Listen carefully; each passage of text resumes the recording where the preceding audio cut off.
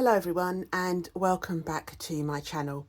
I'm filming this video in a different location today. I'm actually filming it at my dressing table, which is not where I normally film videos because my husband's currently in our spare room come office doing some work in there.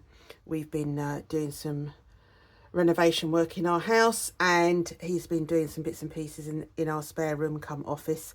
In that room we have a really nice desk set up, which is where I normally film my videos. So today I was looking for a reasonably flat space and I thought I'd come up somewhere quiet into our bedroom and film this at my dressing table. So it is a slight change of location for me.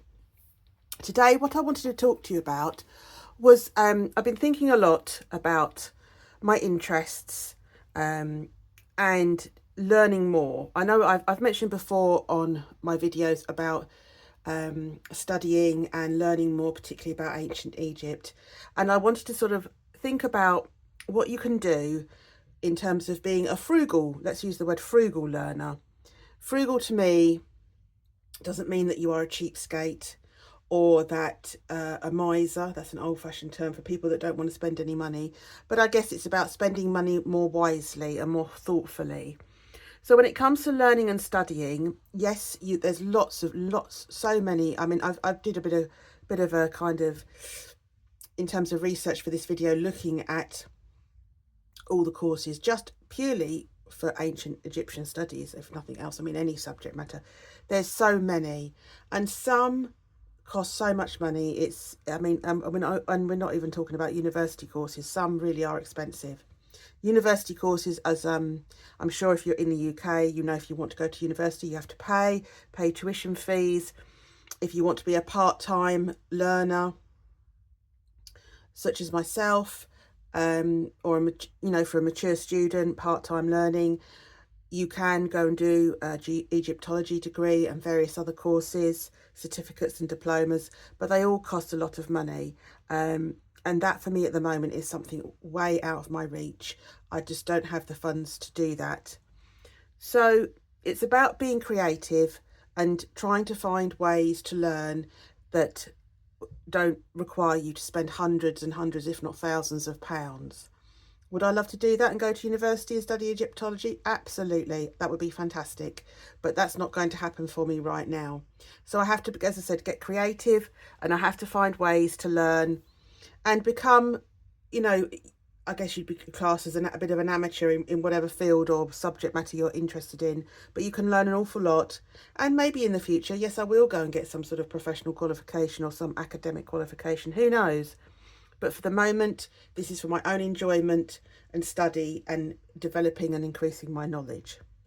So a lot of stuff people will probably think of already. I mean, yes, you've got the library as a starting point. I mean, incredible. We need to make sure we keep using our libraries. We've also got everything you can find on the internet. My only thoughts about that is, I mean, while it's fantastic and there is so much information out there, how do you know what you're reading and what you're learning is from a legitimate source? And that's something I think that could apply to many, well, anything you can think of that you want to research on the internet. And it's something to think about. So I have been looking in terms of ancient Egypt and Egyptology. A lot of universities that have those subjects that they offer have lots of free resources, free databases. They have virtual tours of galleries, museums. Museums are another great resource where there is an awful lot for free that you can find out and read and look at. From my point of view, that is great, and that is what I will look for as well. And a lot of them I have found, universities such as the University of Manchester, who has got quite a significant and well-developed Egyptology department, do also do some free courses. They're very short. They might be a few videos divided up into, say, 30 to an hour long videos over 4 or 5 sessions, doing very short courses on specific things. So do check that out as well. So that, as well as that, is also utilising what you've got already. So for example,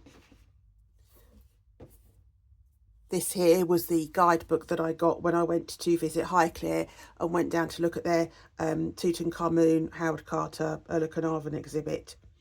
It's written by Fiona Carnarvon, who is Lady Carnarvon, who's written many other books. And a lot of guidebooks now, I've noticed, when you go to different places, when you go to historic places, castles, Highclere, museums, are actually very, very informative. And I think this cost, I'm just trying to look if I can see the price of it. Bear with me a moment. This was relatively inexpensive to me. Now, it might be more expensive to me. I want to say that it was probably around about, there's no price on it, £10 or less, maybe £8 or £9.99. I actually think some of these guidebooks that you get are actually a really good resource and can give you a load of really good information, as well as fantastic photos and illustrations in it as well. And this is an example. As you can, there is a lot in here, an awful lot of history. It's been well thought out, well researched, and gives you, lots of information and photos, primary sources, snippets of letters, excerpts from publications at the time. Really lovely photographs as well. Well done photography. So I would also look for things such as guidebooks, because a lot of them now are very well written, very well informed, got a lot of information in them. So that's one suggestion. And I know from having done a bit of research, people will often sell guidebooks online, places such as eBay. It's well worth looking there, where you might be able to pick one up for £1 or £2. I mean, the only thing with that is it might be a little bit out of date, because they obviously do update guidebooks from time to time. But it will give you, particularly if what you're looking at is you're studying a specific period in history, you would find guidebooks from different stately homes, castles, museums, that will give you a lot of information. Another resource I've got here is Nile magazine. I really like this magazine. When I first started getting this magazine, I wasn't thinking of studying anything. But again, if you do your research and look at what magazines and journals are out there, you can find some that have, a lot of information in, that's well thought out, well written, well researched. This is, you can see. And often the authors of the articles will be lecturers, professors, people, doctorates, who are already, this is full of articles from people who are already working as Egyptologists and done a lot of research. So that's another option as well. And places such as the library, again, your local library may well carry these sort of magazines, and you'd be able to go in for free without having to, this you can see is £5. I actually subscribe to Nile magazine. Subscriptions make it a bit cheaper.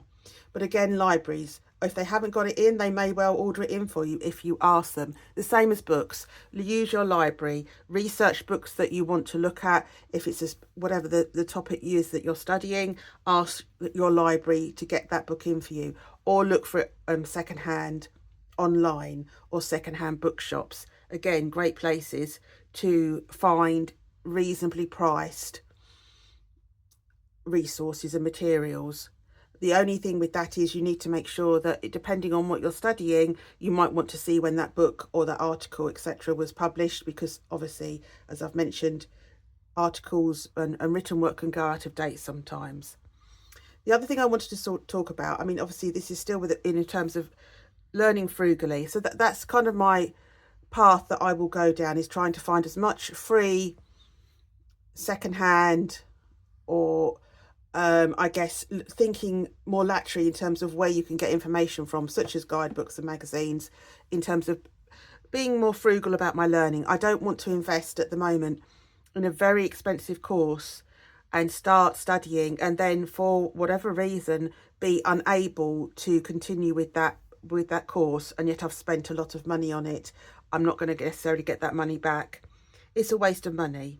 So this is another reason why I feel like I want to explore more frugal learning. And obviously, as time goes on, as I said, maybe in the future, I will get one of those more expensive courses. I will invest in that and study in a more expensive or a university course. Who knows?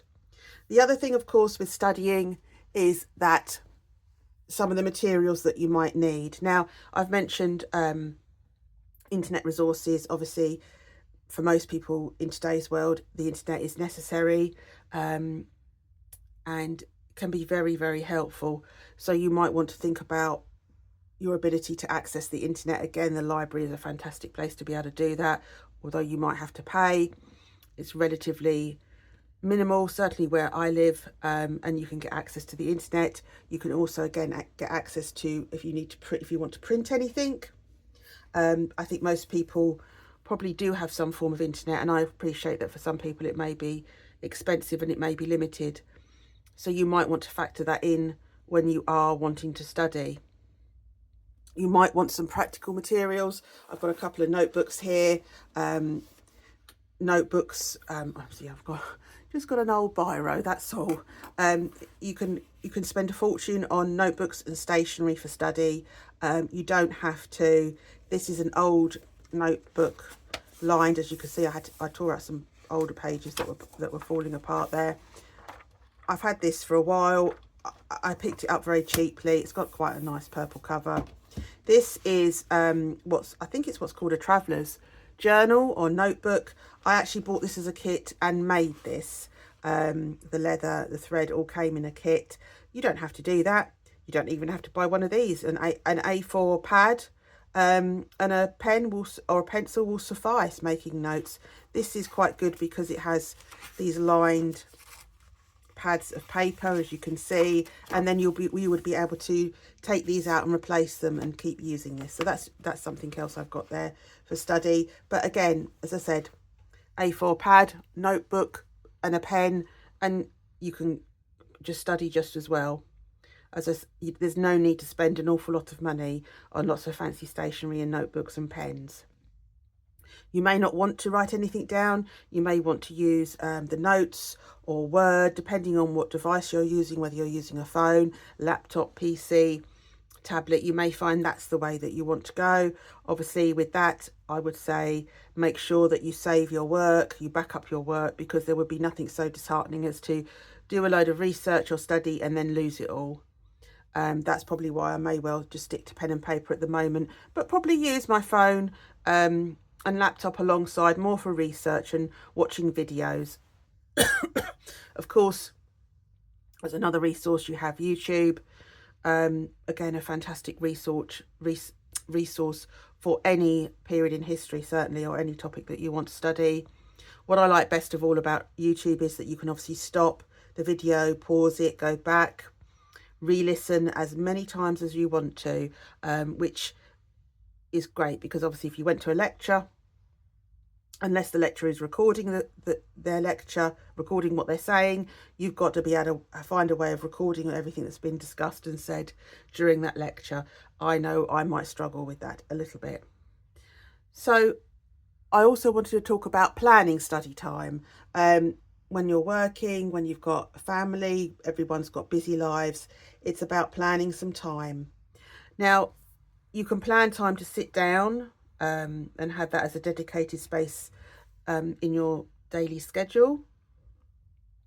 And some people do that. You may feel that that's not going to necessarily work for you. So from my point of view, it might well be that I'm watching, say, for example, a YouTube video while I'm doing something else and having it on in the background, maybe while I'm cooking dinner or something of that nature, or watch a YouTube video instead of watching some TV. You may find that that's a way I find really a good way of listening. Granted, you're not necessarily taking notes or thinking about what's being said, but you're listening to something which interests you, and you will absorb information from that. So I think this is what I wanted to cover for today, really. You can study, you can learn, you can develop your knowledge without spending really any money at all if you want to. And it's just finding ways to do that and being creative in the ways that you do that. I think a lot of people will be put off by thinking they have to go to university or they have to spend a lot of money on online courses. And certainly within the research that I've done in terms of Egyptology and ancient Egypt, I don't think that is the case. Now, granted, it's a very popular subject. There's an awful lot out there online and within academia on that subject. Depending on what you want to research and learn about, it may be more difficult. There may be limited options in terms of what you can do, but maybe this is an opportunity for you to learn and develop your own knowledge of something sufficiently enough to put out your own videos, or write something yourself, an article yourself that you can submit to a relevant magazine or journal to get published. There is also that option as well. So I hope everybody found that interesting and helpful. My next mission, or my next goal, is to I have a free course from Udemy that I have found. That's another option. There's other companies like Udemy as well out there offering free and or paid for courses. There is a free course that I have links to from the University of Manchester that I will go through. And when I watch the videos for that, I will be making notes, my own notes, because I find that aids my learning. And I think as well, I'm trying to, at the moment, have a broad understanding of the subject matter, and then maybe as time goes on find areas of it that I really am interested in and become more specialised. Magazines and guidebooks reading, again, making notes. You need to obviously make sure that you are careful in terms of what you publish yourself, if you do, in terms of copyright and also plagiarism. But there's no reason for studying and for learning to make your own notes for your own benefit and for your own reading. So my mission really at the moment is to work through all the copies of NAR magazine I have, my Highclere guidebook. I have a book on Egyptian art that I want to look at and make notes, as well as these free courses, and go from there. And I'm sure as time goes along, I will find more and more free courses or free resources that I can use, or resources that cost relatively little. So it's all about as being mindful and intentional as I possibly can with what money I spend on learning and increasing my knowledge. So from that point of view, that's how I describe myself, as a frugal learner. And we'll go from there. I will keep posting and updates as I go along, and if I find particular resources that I think other people might find helpful, I'll post those as well. So for now, I hope people found that interesting and helpful.